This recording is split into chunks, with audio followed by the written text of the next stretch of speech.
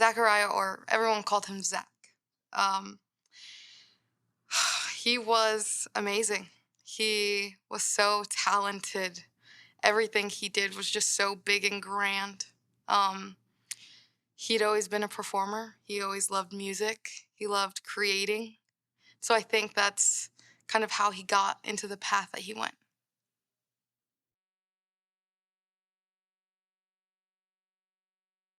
So growing up, he always used to do little skits from the time I could remember, because he is 3 years older than me. So from whenever I could remember, he had already been doing this for years. He loved performing and acting. That was his thing. Acting was his thing. He actually was starring in a play, and the cast list came out the night before he passed away. We were so excited to see what he got because he was an amateur actor. He'd only done stuff, for school plays or for us. He's 23, he's so young. He hadn't done anything before this. And so he'd been going to rehearsals for weeks on end, coming home tired, just so tired and worn out, and just wanting to, DoorDash some food and eat and go to sleep. That's what he wanted to do. And so, this was so exciting for him because he was so ready. And the cast list was basically just an announcement to the public and to our family, kind of, to see like what role he got.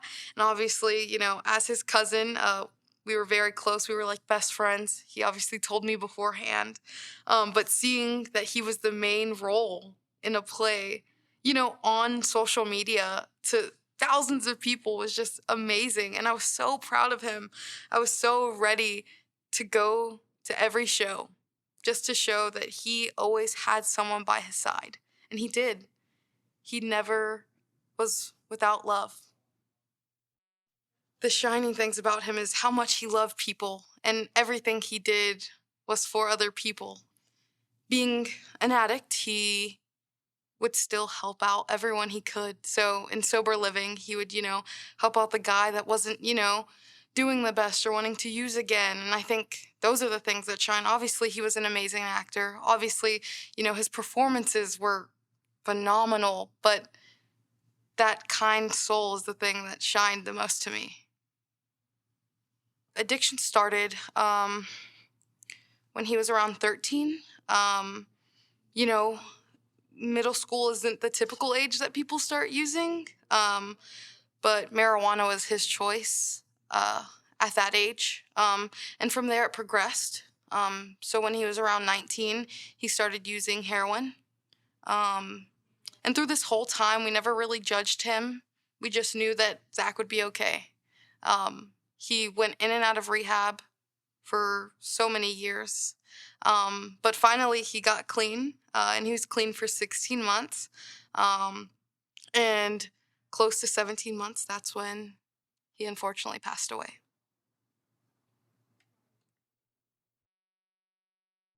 His brother and his mom, who he loved more than anything in this world, they tend to check on him. He lived with his brother. So being a ex-addict at this point, you were always getting checked on. You were always, they were always on your tail about something. His mom was very caring. She made sure Zach was okay. She made sure he ate that day. She just made sure he was okay. It had been 16 months, and, they felt very proud of Zach, and Zach was very proud of himself. We all were. And they decided, we're going to take a trip for the weekend. And so I guess in Zach's mind, he wanted to use one last time, and unfortunately, it was the last time. Like I said, the set list had came out, the cast list had came out the night before, and we had talked. We talked all the time. And I told him I'm so excited to see your play. And I reposted the picture, just with so much excitement for him. His life was at the peak of, he was at the peak of his life, genuinely. And he was starring in a play, and I just wanted to share that with people. And the night goes on. I talk to him. I tell him, I'm so proud of you. I'm so excited, and I love you. Around 2 hours later, he responded with, I love you too. And being Gen Z, the use of punctuation in text messages means something usually.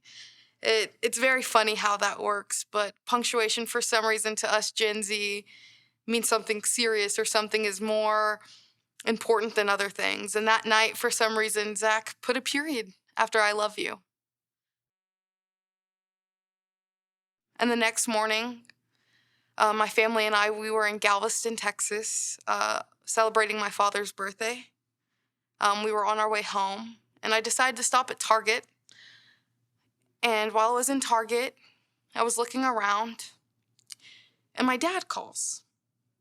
My dad's a jokester, so, I always know something silly's gonna come out of the phone. That time it wasn't silly. He was screaming. The most gut-wrenching scream you could ever hear. He started saying he's gone. He's dead. And me not knowing any context of the conversation, I think, we just came back from Galveston, our dog's dead. That's the only thing I could think of. I never assumed that Zach would be the one that was dead. And so my dad hangs up, I call back. I'm still in Target at this point trying to figure everything out. I'm with my boyfriend and he's like, what's going on? And I'm like, I really don't know. I'm just trying to call my dad back. I wish I didn't call him back because of what he was gonna tell me. I call him back for probably the 5th time and he finally answers again with that gut-wrenching scream. And he says, he's gone. And I again yell at him, it's just a dog. It's fine. It's just a dog. And he says, do you not hear me? Zach died. And I just looked to my boyfriend and I dropped my phone in Target. Because Zach, like my Zach, the Zach I had just talked to the night before, my Zach was gone. There would be no way. And I thought, maybe he overdosed and he's gonna come back. Like, take him to the hospital. Someone needs to get him to the hospital. And my dad, again, was like, are you not listening? He's dead. And I don't know what took over my body, but I started screaming that same gut-wrenching scream my dad had just screamed. I'm in Target. I probably looked crazy, but it felt like I died. It just felt so overwhelming. And I just fell to my knees. I didn't know my body could just not move. I could not function. And after I finally got up, my boyfriend was like holding me and just being like, hey, come on, let's go. Like, we got to get going. We're still in Galveston. It's an hour away home. We live in Houston, and that's where my cousin was. And this whole time I'm thinking, he's going to be okay. He's fine, like maybe they just thought he was dead. So we're driving home and I call each one of my sisters and I'm just asking them, is this true? And they're like, we're on the phone with our aunt. We're on the phone with our other cousin Jacob, who's his brother. We're trying to figure everything out. They're at the Mall of America. His mother and his brother were at the Mall of America when they found out. So we had to be the ones to go. We had to be the ones to see Zach last. And being 20 years old, I obviously asked my mother for advice on the phone on the way to Zach's house. And I say, what should I do? Should I go see him? Should I say goodbye? And my mom has lost a child. My older sister, Faith, passed away from cancer when we were younger. And she told me, don't go. You don't want to see him like that. And again, this other side of being 20 was wanting to rebel against my mom. And so I did. I rebelled. And I went to his home. And I saw him. I walked into the door that's numbered 111, which is so interesting because that's an angel number. And now he's an angel. But I walked in and I saw my Zach on the floor. The coroner's there. The police are there. They obviously found drug paraphernalia. And Zach was very smart. He always tested his heroin before he took any of it. Um, so in this case, I think he either trusted the person or actually that could be the only thing. He made sure that people knew that he trusted them. And maybe that was his downfall, but I don't think so. I think that made Zach Zach. And so I think whoever he trusted this time, they didn't think about what it would do.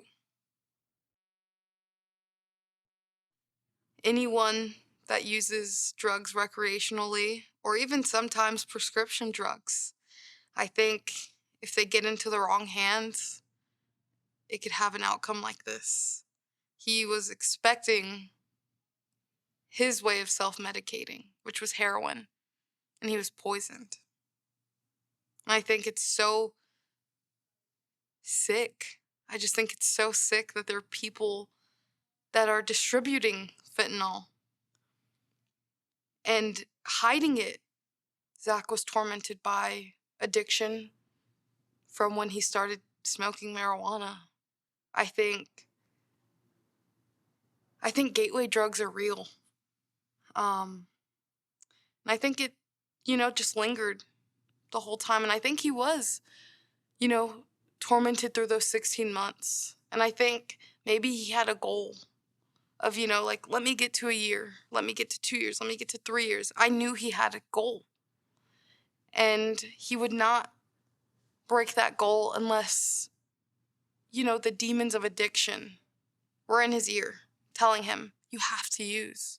You have to use.